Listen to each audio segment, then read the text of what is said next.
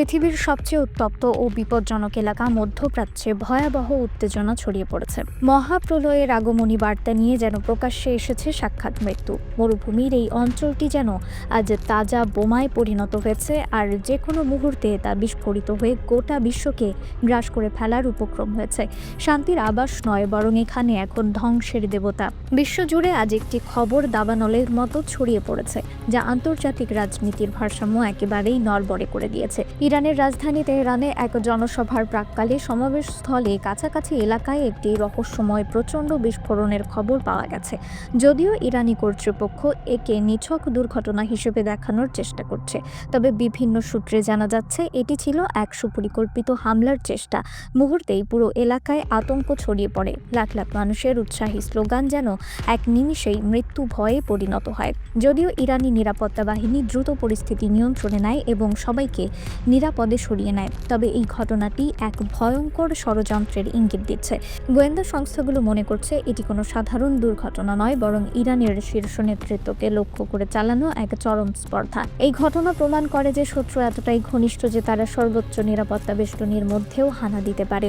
আর এই বিস্ফোরণের রেশ কাটতে না কাটতেই আরেকটি হতবাক করা খবর আসে। ইরানের অত্যন্ত সংবেদনশীল কিছু স্থাপনা লক্ষ্য করে রহস্যময় ড্রোন হামলার চেষ্টা চালানো হয়েছে। ইরানের দাবি, এই ড্রোনগুলো পশ্চিমা শক্তির মদদে পাঠানো হয়েছে। একটি নিস্তব্ধ রাতে আকাশ ভেদ করে আসা সেই ড্রোনগুলো যেন সরাসরি যুদ্ধের ঘোষণা দিয়ে গেছে। এই ড্রোনগুলো ছিল অত্যন্ত আধুনিক প্রযুক্তিতে তৈরি, যা রাডারে ধরা পড়া প্রায় অসম্ভব। ইরানের প্রতিরক্ষা ব্যবস্থা যদিও তাদের আংশিক ঠেকাতে সক্ষম হয়, তবে এই হামলার মাধ্যমে একটি স্পষ্ট বার্তা দেওয়া হলো, ইরানের ঘুম ভাঙার সময় এসেছে। বিস্ফোরণের সেই প্রচণ্ড শব্দে পুরো জনসভা মুহূর্তেই থমকে যায়। মানুষের চিৎকার, হাহাকার আর আতঙ্কে দিক বিদিক দৌড়াদৌড়ি এক নারকীয় পরিবেশ সৃষ্টি করে। এই ঘটনার পর ইরান এক দীর্ঘদিনের নীরবতা ভঙ্গ করে সরাসরি প্রতিরোধের ঘোষণা দিয়েছে। ইরানের সামরিক বাহিনী এখন আর কোনো সতর্ক বার্তা দেওয়ায় সময় নষ্ট করছে না। তারা নিজেদের পূর্ণ শক্তি দিয়ে পাল্টা আঘাত হানার জন্য প্রস্তুত হচ্ছে। মধ্যপ্রাচ্যের আকাশে এখন যুদ্ধ বিমানের ভয়ঙ্কর গর্জন শোনা যাচ্ছে। ইরানের বিমান বাহিনীর যুদ্ধ বিমান আকাশে উড়ছে, আর সাথে সাথে সমুদ্রে তাদের যুদ্ধ জাহাজগুলোও মোতায়েন হচ্ছে। একটি প্রশ্ন এখন সবাইকে তাড়িয়ে ফিরছে, এটি কি তৃতীয় বিশ্বযুদ্ধের সূচনা? এই প্রশ্নের উত্তর খুঁজতে গিয়ে বিশ্ব নেতারা আজ হিমশিম খাচ্ছেন। ইরান স্পষ্ট জানিয়ে দিয়েছে তারা আর এক মুহূর্তও দেরি করতে চায় না। তাদের সামরিক মহড়া এখন আর মহড়া নয়, বরং যুদ্ধের প্রকৃত প্রস্তুতি। গত কয়েক সপ্তাহ ধরে মধ্যপ্রাচ্যের আকাশে ড্রোন ও মিসাইলের যে আনাগোনা দেখা যাচ্ছে, তা যে কোনো সময় বড় ধরনের ধ্বংসলীলায় রূপ নিতে পারে। ইরান বারবার এটা প্রমাণ করে দিচ্ছে যে তাদের হাতে রয়েছে মার্কিন প্রতিরক্ষা ব্যবস্থাকে ফাঁকি দেওয়ার মতো ঘাতক প্রযুক্তি। তারা বারবার এটা স্পষ্ট করছে যে তাদের আকাশ সীমা লঙ্ঘন করলে তার পরিণাম হবে অত্যন্ত ভয়াবহ।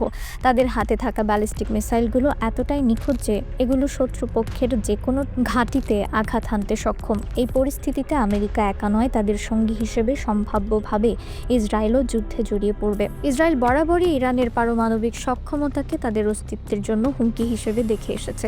এই সংঘাতকে ইসরায়েল নিজেদের সুরক্ষার জন্য একটি সুযোগ হিসেবে ব্যবহার করতে পারে। বিশ্লেষকদের মতে ইরানের এই আগ্রাসী মনোভাবের পেছনে বড় কোনো আঞ্চলিক শক্তির সমর্থন থাকতে পারে, কিন্তু ইরান নিজেদের একার শক্তিকেই আমেরিকা ও ইসরায়েলকে মোকাবেলার জন্য প্রস্তুত।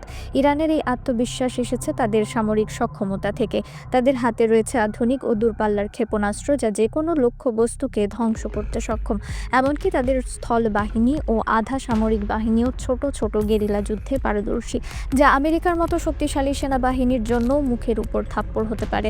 আমেরিকা যখন ইরানের উপর নতুন করে নিষেধাজ্ঞা আরোপ করছে, ঠিক তখনই ইরান আরও বেশি কঠিন অবস্থান নিচ্ছে। আমেরিকান প্রশাসন ইরানকে চাপে রাখার জন্য নানা কৌশল অবলম্বন করছেন, কিন্তু ইরান পিছু হটার কোনো লক্ষণ দেখাচ্ছে না, বরং তারা আরও বেশি অনমনীয় হয়ে উঠেছে। আজ তারা এমন এক শক্তিতে পৌঁছেছে যেখানে আমেরিকার সামনে তাদের কোণ ঠাসা করা বেশ কঠিন।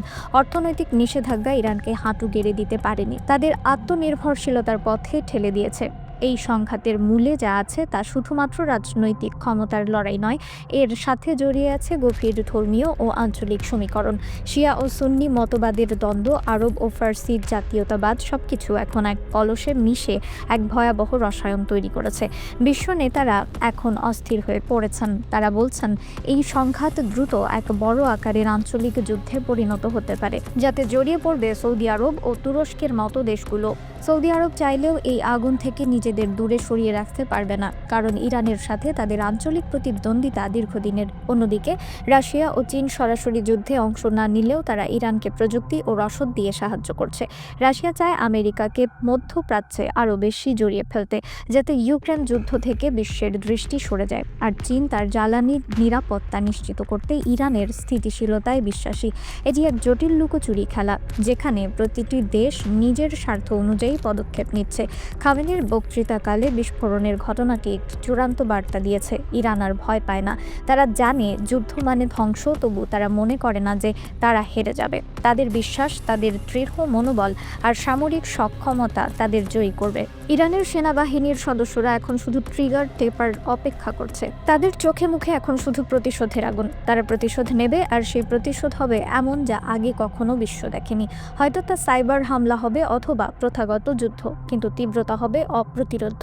আমেরিকা ও ইরানের মধ্যে এই সংঘাত যখন চরমে, তখন পৃথিবী আজ এমন এক মোড়ে দাঁড়িয়ে আছে যেখানে একটু ভুল পদক্ষেপ মানেই চূড়ান্ত ধ্বংস। একটি মিসাইলের ভুল লক্ষ্যবস্তু, একটি ড্রোনের ভুল সংকেত, যে কোনো কিছুই এখন সামান্য ভুল বোঝাবুঝিকে মহাযুদ্ধে পরিণত করতে পারে। সাধারণ মানুষের জীবন এখন আর নিরাপদ নয়। মধ্যপ্রাচ্যের পাশাপাশি ইউরোপ ও আমেরিকাতেও সন্ত্রাসের ছায়া এখন ঘনিয়ে এসেছে।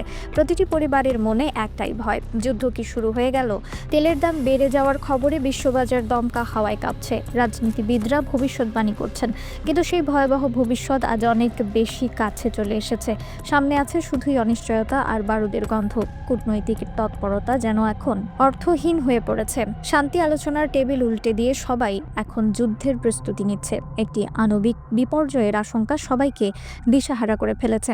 সময় টিকটিক করে চলছে, আর পৃথিবী কাঁপছে আসন্ন এক মহাপ্রলয়ের আশঙ্কায়। ইতিহাস সাক্ষী আছে, মহাপ্রলয় কখনো আগে থেকে ঘোষণা দিয়ে আসে না। এটি নিঃশব্দে এসে সবকিছু গ্রাস করে ফেলে। আজ মধ্যপ্রাচ্যের আকাশে সেই নিস্তব্ধতাই বিরাজ করছে, যা বড় কোনো ঝড়ের পূর্বাভাস।